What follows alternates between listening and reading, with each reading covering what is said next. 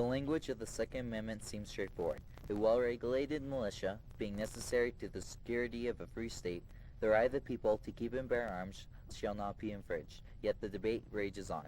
Does each American citizen have the right to own firearms?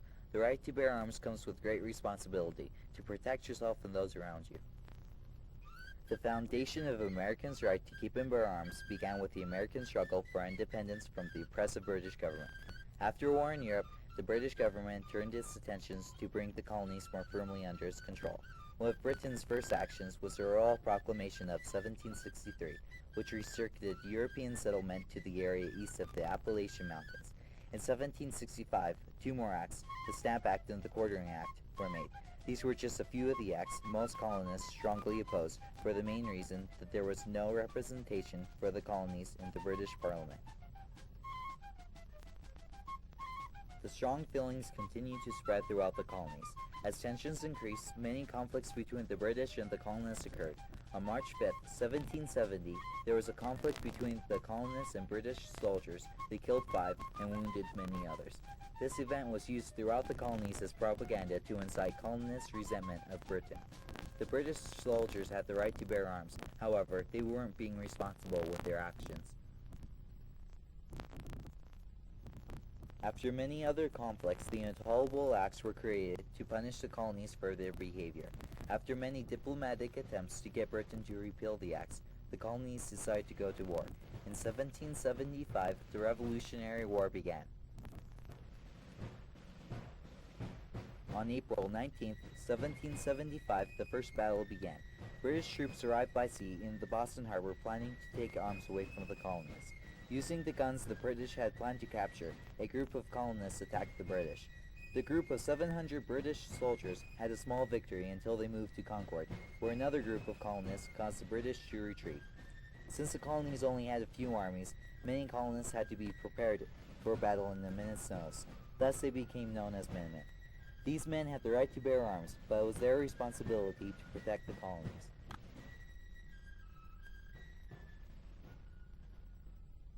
After the war, the new country needed to develop a government. They remembered all the problems with England. They did not want to repeat them with their new constitution. In the Second Amendment, the Founding Fathers gave the right to the people to own guns. By doing this, guns could be used in a militia if our country was ever attacked. One commentary on the Bill of Rights, published anonymously in the Pennsylvania Gazette in 1788, asks, "Who are the militia? Are they not ourselves? Congress has no right to disarm the militia. It is the birthright of American. The unlimited power should not be in the hands of the federal government, but in the hands of the people." This shows that the people in the colonies had the right to bear arms and were willing to accept the responsibility, rather than giving it to the government.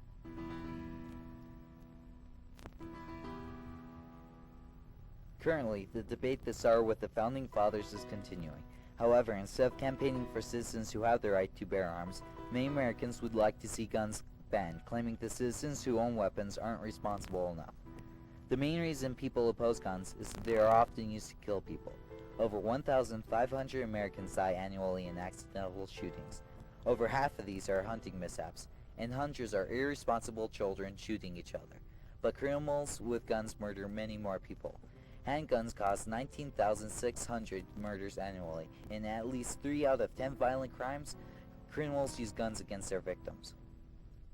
Many people believe gun control is the solution to the gun violence problem. The goal of gun control is to make it harder for criminals to get guns. Some promoters of gun control say people simply do not have the right to own guns. Their interpretation of the Second Amendment does not guarantee the private citizen to own guns. Others believe the Second Amendment does give some right, but since there is little fear of the abusive federal government oppressing citizens, the Second Amendment should be discarded. The anti-gun control side of the debate argues that gun control would make crimes worse because criminals will become bolder if they know less people have guns. They also argue that in violent crimes, victims are more than twice as likely to walk away from a crime unharmed if they have a gun. This debate goes back to the Founding Fathers when Thomas Jefferson said in his book, Commonplace, "Laws that forbid the carrying of arms serve rather to encourage than to prevent homicides, for an unarmed man may be attacked with greater confidence than an armed man." Many citizens believe they should not have their right to keep and bear arms taken away because of other irresponsible people. Many deaths that involve guns are careless mistakes. Children are one such example. Many parents take the right to own a gun, but are not responsible with it. Some irresponsible parents keep guns where children can get to them, and many more parents don't use a lock on their gun.